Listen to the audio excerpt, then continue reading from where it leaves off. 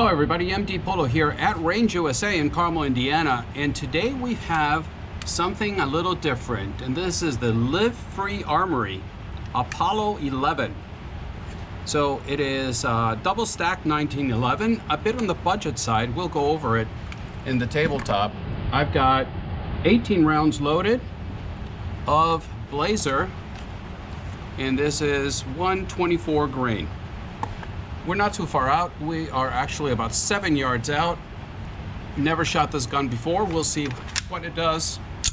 I got the range to myself for a while, and I forgot my targets, so I borrowed one from the Lost and Found here.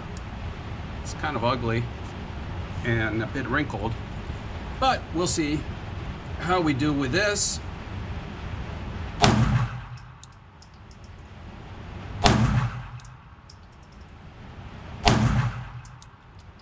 Not sure the red dot is sighted.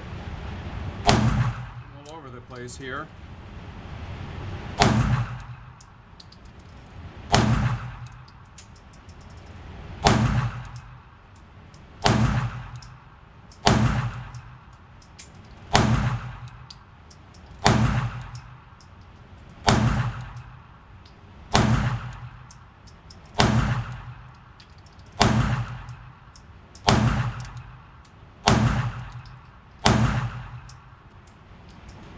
And it locked open.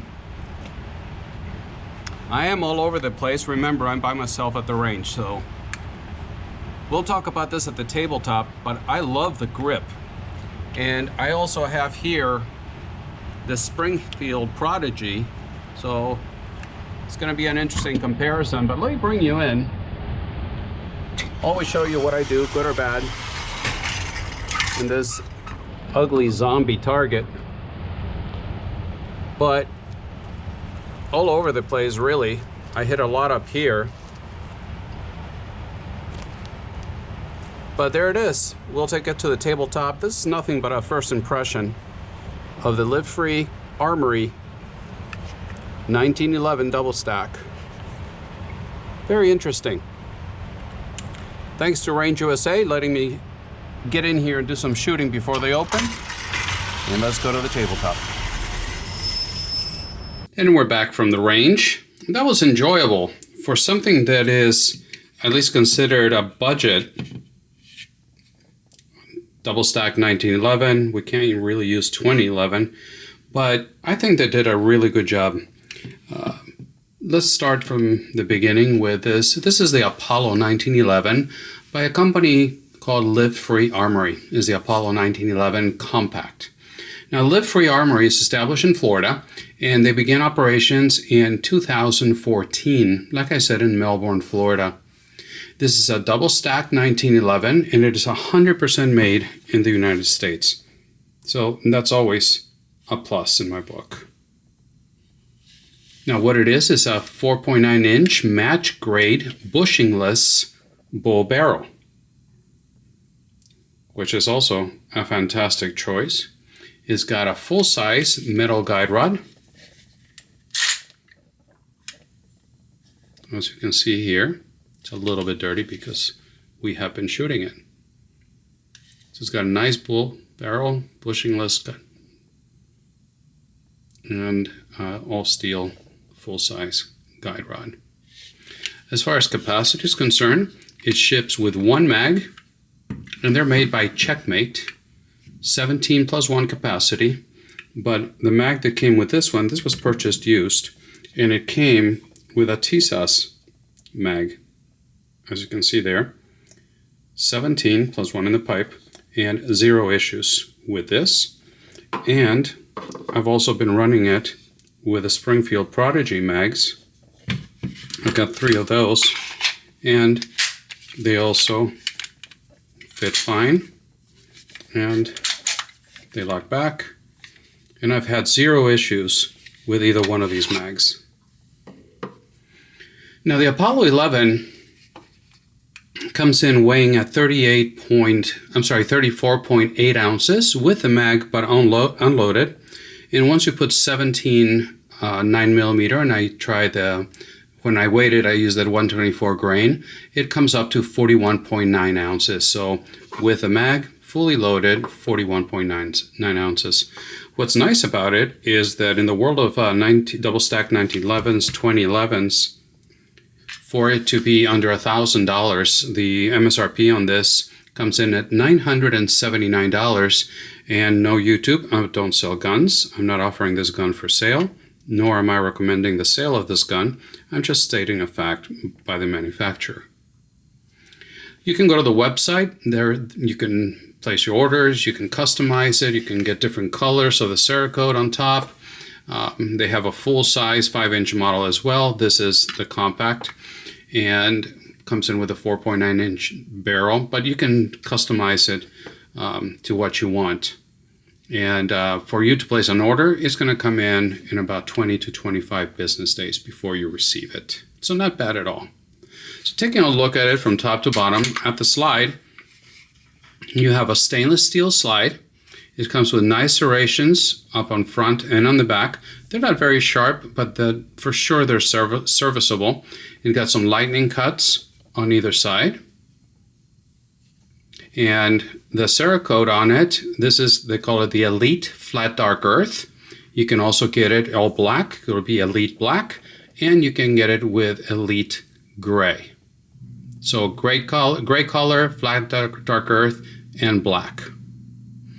So overall, I think they did a really good job. Moving to the back of it, you've got a holosun. It's got the RMSC footprint, and it'll mount directly to the slide. The sights at the front, the sights are night vision, and at the front, you're going to have the, I guess, zombie green, lime green front with a tritium vial for night sight. And in the back, you're just going to have a simple serrated black. You can see it there. But this holosun is the 507K GRX2. So this is the green dot, and it fits perfectly with the width of the slide. And like I mentioned, without the need of a plate. So that's always a plus. Very, very nice 1/3 co-witness, as you can see there. The frame is also stainless steel, and the frame is going to be Cerakoted to match the color that you picked on the slide, or you can also mix and match. If you wanted to have the frame a different color than your slide, you can do that as well, and all that can be done at the website. Towards the bottom of it, you've got a 4-slot accessory rail. You can put whatever accessory you'd like KS Gun Guy used to say, little ninjas, blenders, bayonets, whatever you want to put there. You've got a 4-slot rail for it. Now back here, you got the grip safeties,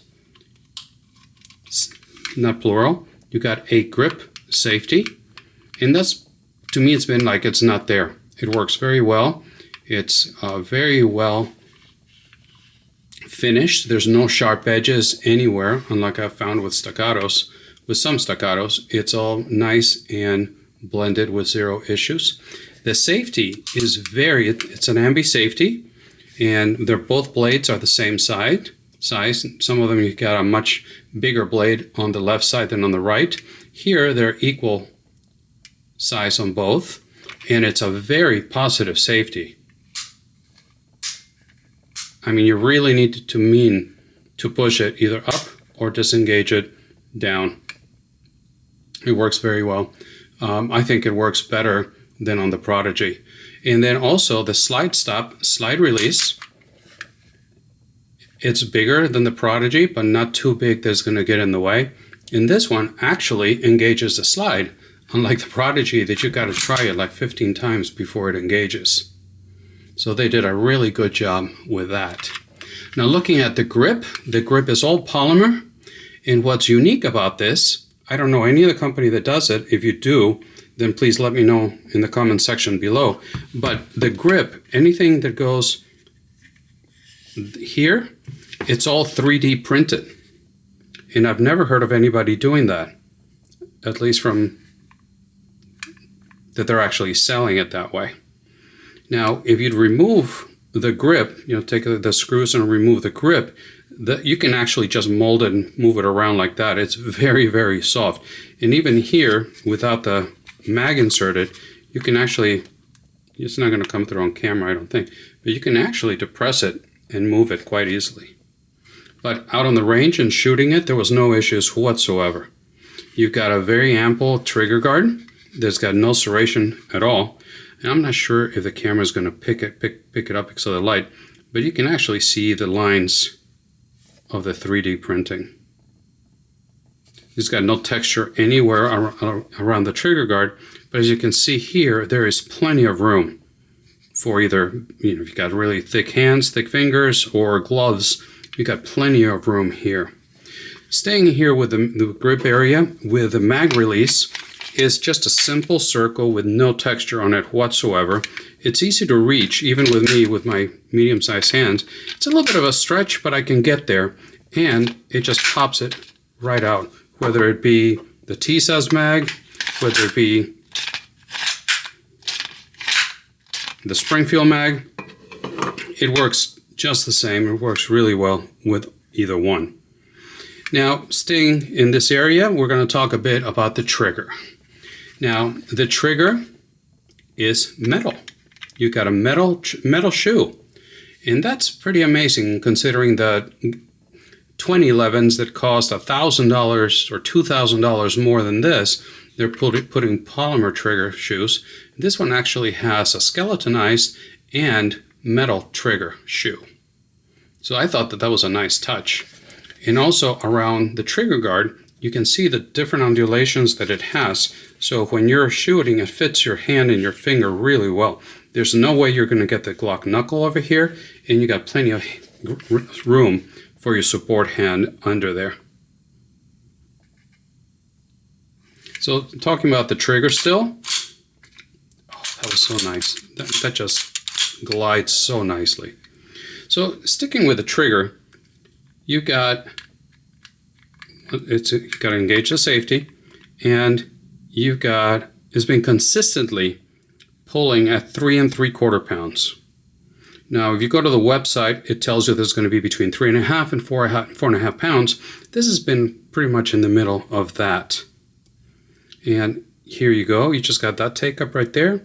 You're at the wall, and then you got Insta brake. Then cycle the slide. There's your, and then it breaks again.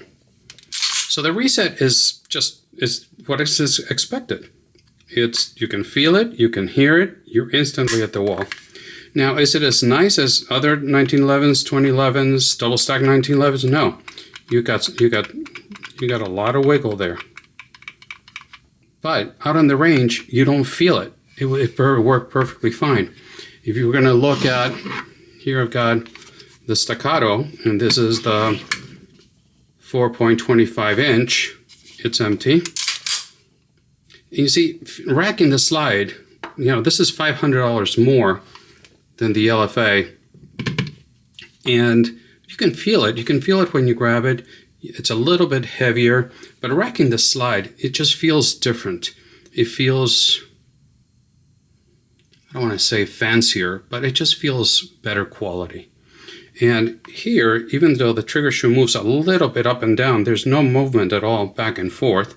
And when you go here to brake, there's the wall right there. And then the reset. I think this definitely has a better trigger out of the box than the Apollo 11. But it's also $500 more. So, pick your poison.